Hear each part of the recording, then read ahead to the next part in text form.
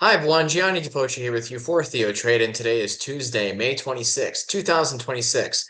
We're back from the holiday weekend. Markets were closed yesterday in observance of Memorial Day, and definitely want to take a moment to thank all of those that gave the greatest sacrifice to give us the opportunity and privilege to trade in the comfort of our homes. So thank you to all of those. But over the weekend, we did have some positive geopolitical developments that led to stocks gapping higher, to say the least. And we hit new all-time highs across the board in the S&P. Nasdaq's outperforming to the upside, and the Dow. The Dow has actually faded quite a bit on the day, and now actually in negative territory.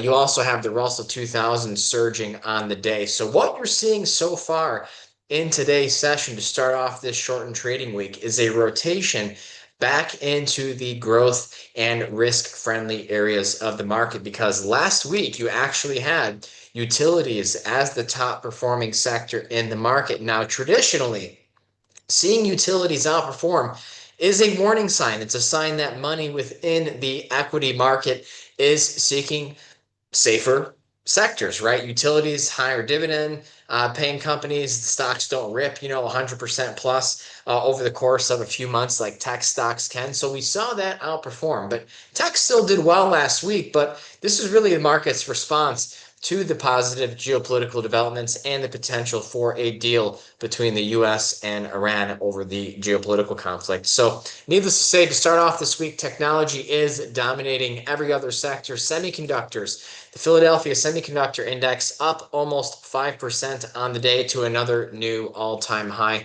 But you're not really seeing that much strength at the mega cap tech level. Now, the good news is that you're still seeing it outperform, but I would have expected a bit more from the Magnificent 10 here today.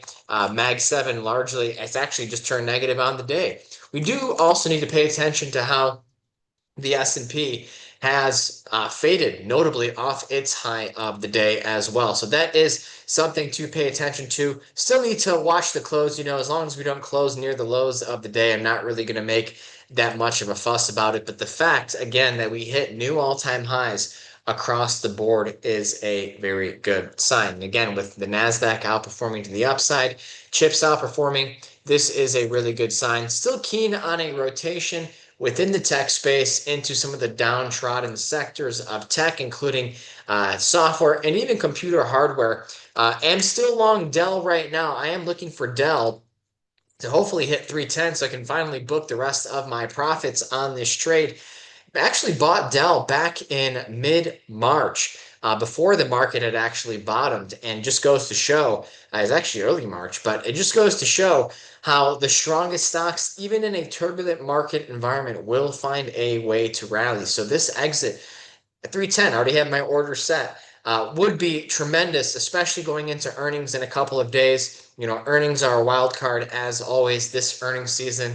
I had some stocks move in my favor, had some stocks gap down against me, but it's all part of the process. Wash, rinse, and repeat. So the fact that you're still seeing names like this show strength. AMD, up another 6.5% on the day. Apple, new all-time high there, giving some of it back. But I'm also looking for a rotation into some of the downtrodden Mag 10 names. You look at Tesla, which I have, various forms of positions open on Tesla right now. Palantir trying to show signs of life and bounce off of those lows. Microsoft and Meta, Microsoft down on the day, but I think there's some opportunities here, especially with IGV, the software sector ETF, trying to come out of this low.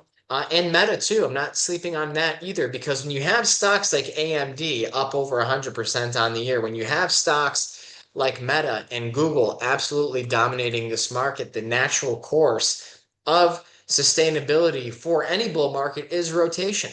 And remember, these mega cap stocks, these 10 stocks make up 40% of the S&P. So you do need to see rotation within that category as well. Otherwise, you're going to have some other issues. So obviously, the other big moving market on the day, crude oil. You did gap down after the announcements over the weekend. You bounced off the low. You actually fell below 90. You're about up a little bit more than $4 from that low. But if you form a lower high here, I still would like to see this drop back down to around 80. Then I think that's going to be the big entry point for oil. Could be in a couple of weeks here. Bonds, loving the news. of oil being down. We did just roll to the September contract.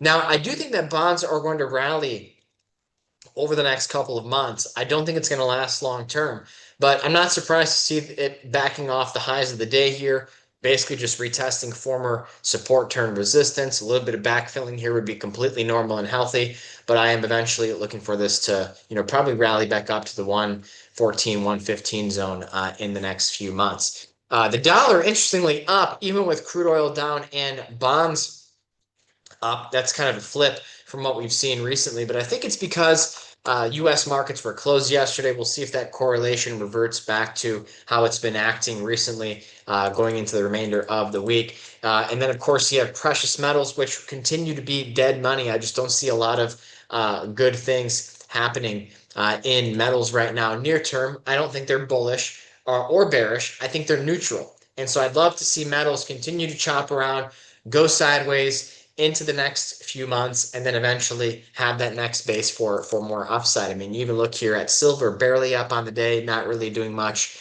I just don't think there's a lot of exciting things happening in metals. And that's normal after the run that we saw where silver went up 4x last year in a matter of 8 months. You don't want to see it continue rallying because then it's going to crash and do nothing for 10 years type thing. So you want to see it build the base. I think there's still some opportunity in time. But when you look at crypto, crypto still having some issues. Bitcoin was up earlier in the day, giving back all of those gains. It's really remarkable how stocks have continued to do well because I've always viewed crypto as kind of a barometer for risk, but it still is a small asset class, not very significant in the grand scheme of things. Like crypto is not going to cause a financial crisis type thing unless, there's some funky deal stuff, loan stuff going on in the background.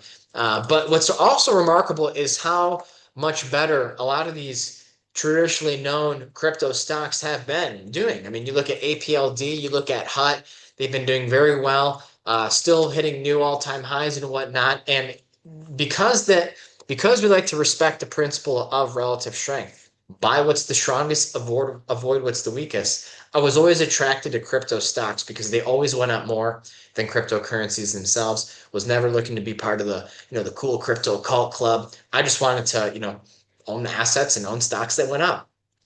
And crypto miners always did that more so than crypto itself. So that's what I'm looking at right now. Lots of opportunity in this market. I think we can probably rally into mid-June to mid-July. Then things get interesting. I'd actually like to see a little bit more volatility before the midterms, but I think right now you got to respect the trend, and the trend is up. So that's going to do it for today, my friends. Thank you so much for tuning in, and I hope to see you in the Trade Desk chat. Take care, everyone.